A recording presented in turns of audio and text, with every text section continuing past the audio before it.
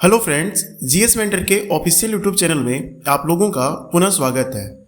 Friends, railway लगातार vacancy की बौछार करते जा रहा है, लेकिन यहाँ पर खुशी की बात यह है कि आरपीएफ की वैकेंसी हमारे पास में अभी फ़िलहाल देखने के लिए मिली हुई है।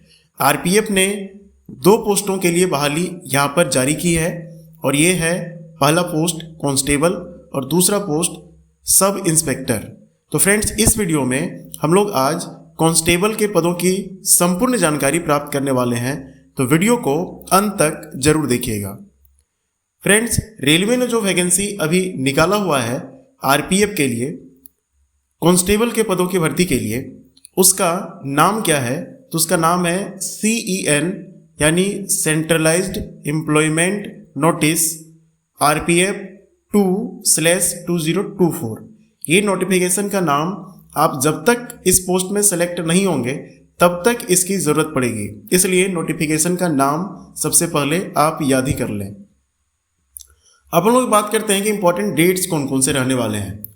तो फ्रेंड्स, जो ये फॉर्म ऑनलाइन होने वाले हैं ये स्टार्ट 15 अप्रैल 2024 से शुरू हो जाएंगे और यह फॉर्म समाप्त होने की तिथि इसकी रखी गई है 14/5/2024।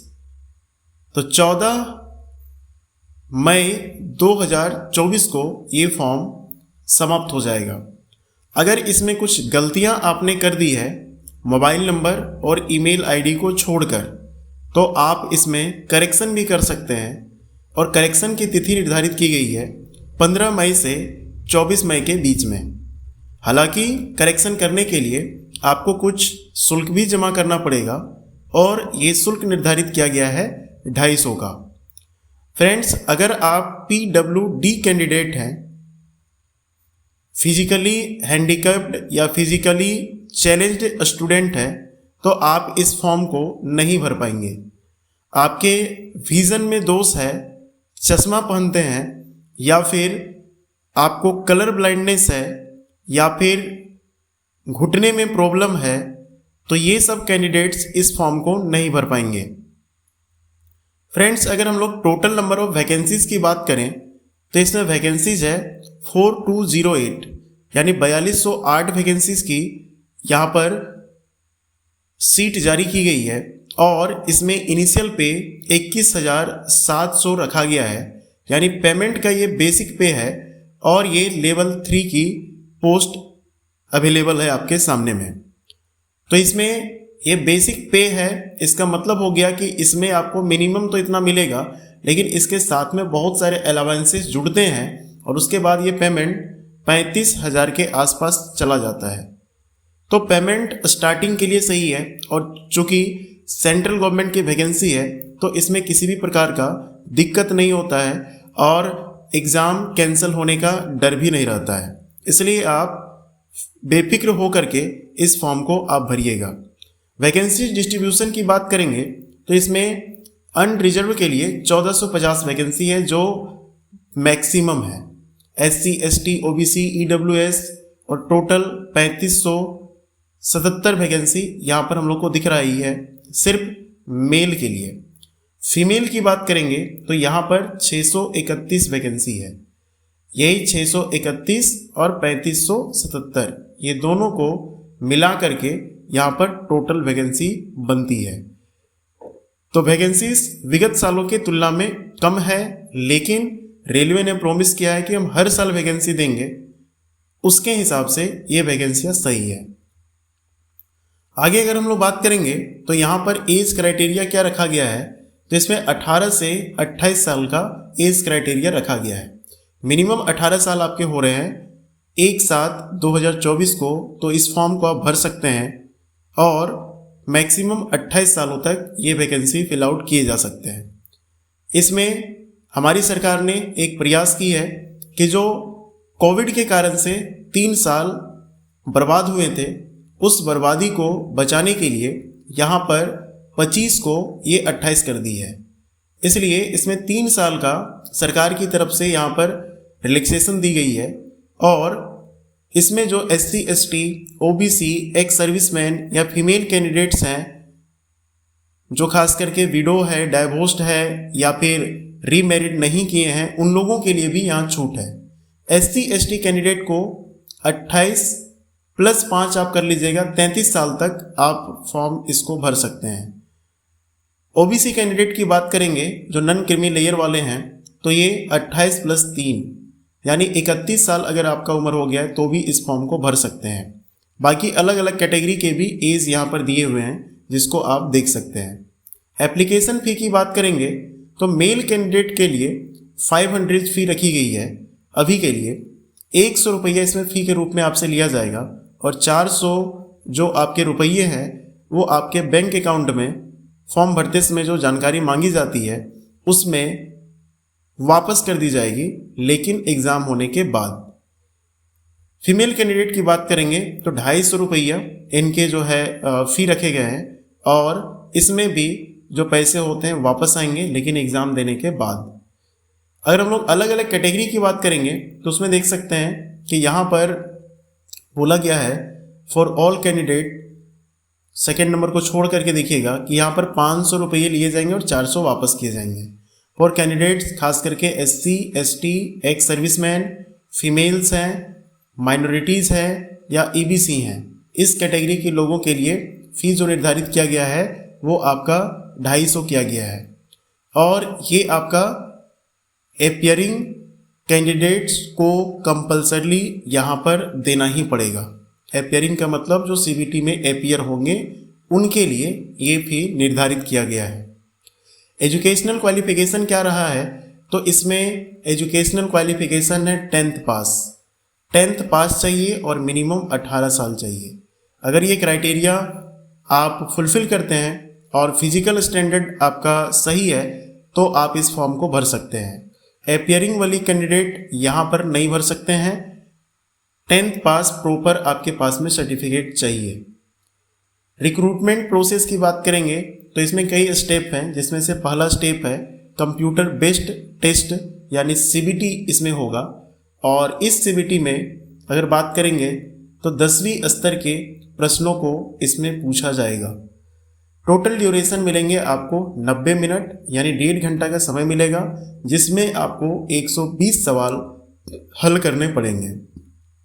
प्रत्येक सही क्वेश्चन के लिए, सही क्वेश्चन का अगर आप आंसर करते हैं तो 1 नंबर दिए जाएंगे और अगर गलत करते हैं तो 1/3 यानी 1/3 नेगेटिव मार्किंग इसमें रखा गया है। बहुत सारे शिफ्टों में ये एग्ज़ाम्स होते हैं, इसलिए इसमें नॉर्मलाइजेशन प्रोसेस भी लागू होगा, जिसको आज तक समझना मुश्किल पड़ा है। इस एग्ज़ाम के पैटर्न की बात करेंगे तो उसमें 35 क्वेश्चन अरिथमेटिक के पूछे जाएंगे, रीजनिंग के 35 मार्क्स पूछे जाएंगे और जनरल अवेयरनेस से 50 मार्क्स के क्वेश्चन पूछे जाएंगे। जनरल अवेयरनेस के यहाँ पर वेटेज को आप देख सकते हैं 50 मार्क्स है, तो इसमें सारी चीज़ें आपको पढ़नी पड़ेंगी, चाहे वो करंट अफेयर है या फिर constitution, history, geography, polity, economics, art culture, sports, सारी चीज़ें यहाँ पर इंक्लूड की गई है। और अरिथमेटिक और जनरल इंटेलिजेंस के सिलेबस को भी आप यहाँ पर देख सकते हैं। हिंदी भी यहाँ पर हम लिख दिए हैं ताकि हिंदी माध्यम के विद्यार्थी भी इसको अच्छे से समझ सकें। इसके बाद जो सेकेंड स्टेप होगा, इसमें फिजिकल एफिशिएंसी टेस्ट और फिजिकल मेजरमेंट का यहाँ पर टेस्ट होगा। फिजिकल एफिशिएंसी में बोला गया है जो कांस्टेबल बनेंगे वो मेल कैंडिडेट को 5 मिनट 45 सेकंड में 1600 मीटर रनिंग क्लियर करना होगा और इसके लिए यहाँ पर मात्र एक आपको टाइम दिया जाएगा, 2 बार टाइम आप नहीं ले सकते हैं। लॉन्ग जंप इनका है 14 फीट का और हाई जंप है 4 फीट का। जो कांस्टेबल बनना चाहते हैं फीमेल कैंडिडेट है उनके लिए 3 मिनट 40 सेकंड में 800 मीटर का रनिंग कंप्लीट करना होगा। Long jump 9 feet and high jump 3 feet clear करना पड़ेगा। PMT में अगर बात करेंगे तो यहाँ पर मेल कैंडिडेट के लिए 165 सेंटीमीटर का हाइट चाहिए UREWS और OBC कैंडिडेट के लिए, और फीमेल के लिए 157। SC/ST के लिए यही 160 और 152 में आ जाता है। और बाकी जो गढ़वाली हैं, गोरखाज हैं, मराठाज हैं, डोगराज हैं, कुमायूज हैं या other category specified by government हैं, उनके लिए 163 एंड 155 का क्राइटेरिया रखा गया है। मेजॉरिटी कैंडिडेट्स इसमें भरेंगे और इसमें भरेंगे। उसके बाद चेस्ट का भी एक्सटेंशन यहाँ पर दिया हुआ है कि बिना फुलाए हुए चेस्ट 80 होना चाहिए, 80 सेंटीमीटर और 85 सेंटीमीटर फुला करके होना चाहिए।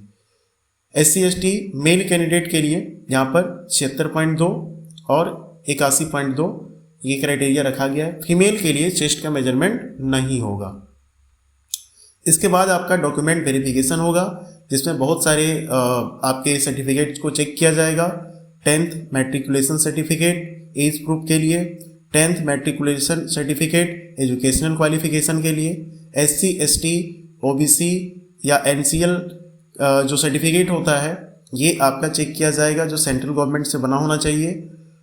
उसके बाद एक्स सर्विसमैन के लिए डिस्चार्ज सर्टिफिकेट होना चाहिए। कलर फोटोग्राफ 2 कॉपीज़ होने चाहिए। NOC सर्टिफिकेट होना चाहिए जो गवर्नमेंट एम्प्लॉयज़ हैं। डोमिसाइल सर्टिफिकेट होना चाहिए जहाँ भी एप्लीकेबल हो जाएगा। और इसके बाद EWS सर्टिफिकेट जहाँ पर भी रिक्वायरमेंट है वहाँ आपको सबमिट करना पड़ेगा। इसके बाद मेडिकल एग्जामिनेशन आपका होगा और उसके बाद ही आपका मेरिट बन करके आएगा और फिर आप ट्रेनिंग में चले जाएंगे। फॉर्म भरते समय कुछ ज़रूरी कागजातों की ज़रूरत पड़ती है जिसमें से 2 चीज़ों में अक्सर लोग फंसते हैं। इसमें ध्यान रखिएगा कि जो आपका पासपोर्ट साइज का फोटोग्राफ है ये सबसे पहले कलरफुल होना चाहिए। कलरफुल के साथ साथ में बैकग्राउंड जो है वो वाइट होना चाहिए, प्लेन वाइट बैकग्राउंड यहाँ पर चाहिए। और इसमें जो इमेज का साइज़ है वो 30 से 70 KB का होना चाहिए। इसमें सन ग्लासेस कैप वगैरह पहने हुए नहीं होने चाहिए। जो आप यहाँ पर फ़ोटो सबमिट करेंगे वो फ़ोटो 12 कॉपी आप तैयार करके रख लें, भविष्य में आपके काम आने वाले। सेम फ़ोटो अलग नहीं होना चाहिए।